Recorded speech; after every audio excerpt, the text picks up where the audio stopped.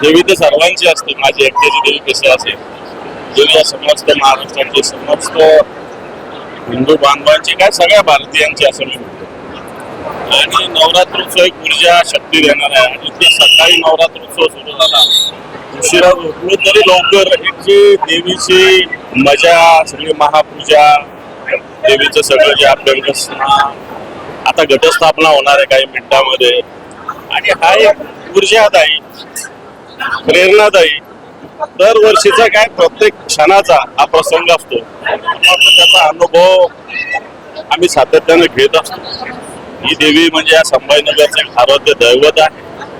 सातत्यानं आमचं कुटुंबीय मागच्या 7 पिढ्यापासून, म्हणजे 1680, 84 या काळापासून आजपर्यंत या देवीचं सगळं पौराहित्य आमचं कुटुंब करत आलेलं आहे. मला वाटतं त्याचा मला अभिमान आहे.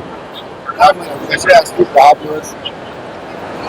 10 दिवस वेगवेगळे रुटीन देवीचे प्रोग्राम असतात. अष्टमी असते, होम असतो, दसरा असतो, सीमोल्लंघन करतं हे गाव. सगळं गाव म्हणून सीमोल्लंघनाला आम्ही गावाच्या विश्वर जात असतो.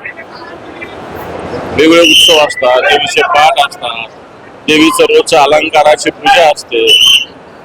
फक्त हे दररोज वेगवेगळ्या पद्धतीनं एक मोठे उपक्रम पूर्ण 10 दिवस मोठ्या प्रमाणात असतात. त्याच्यातून एक मातृशक्ती, स्त्री शक्ती आणि समस्त बांधव एकत्र होत असतात.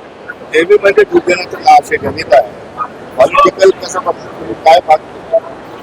पॉलिटिकल बघायचं तर खरं तर इथं राजकीय बोलून नाही, परंतु खरोखर या महाराष्ट्रात महिषासूर निर्माण झालेले, जे माता भगिनीचं संरक्षण करू शकत नाही, जे शेतकऱ्यांना न्याय देऊ शकत नाही, शेतमालाला भाव देऊ शकत नाही, ज्यांनी मुंबई विकायला काढलेली अदानीच्या रूपाने, म्हणजे जनता कुठंच समाधानी नाही.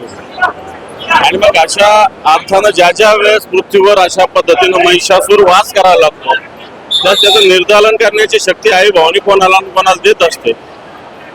एवढंच मी सांगेल की हे निर्दालन येणाऱ्या काळात निश्चित करण्याचा आम्ही प्रयत्न करून दाखवू. भवानीची शक्ती कुणाला येणार आहे? साहजिकच महिषासुराला थोडी येणार आहे. जो दुर्जनाचा नाश करतो त्यालाच येणार आहे. दुर्जनाचा नाश करणारे आम्ही आहोत. 70 रुपये रावणाचं दगड होईल दसऱ्याला. मी महिषासूर म्हटलेलं आहे त्याला. महिषासूरच आहे. रावण पण 10 तोंडाने खातात. कुठे टक्केवारी खातात, कुठे रस्ते खातात, कुठे मुंबईची जमीन खातात. म्हणजे सगळे वेगळे 10 तोंड सुद्धा तुम्हाला त्यांना कमी पडतील एवढं त्यांचं सध्या या महाराष्ट्राला लुटणं चालू आहे. आणि म्हणून मला वाटतं जनतेला या सगळ्या गोष्टीचं ज्ञान चांगल्या पद्धतीनं आहे. निश्चित येणाऱ्या काळामध्ये या महिषासूर रूपी जे सत्तेवर बसलेले महिषासुराचा अवतार येऊन यांचं निर्दालन करण्याची शक्ती आम्हाला तर आई भवानी देईल, परंतु ही जनताच हे सगळं काम करेल. जागा वाटपाचा क्रीडा सुद्धा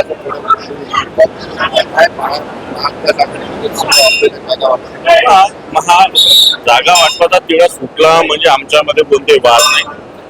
अतिशय सामंजस्यानं आमच्या सगळ्या बोलणी चालू आहे. सामंजस्याने जागा वाटप चालू आहे.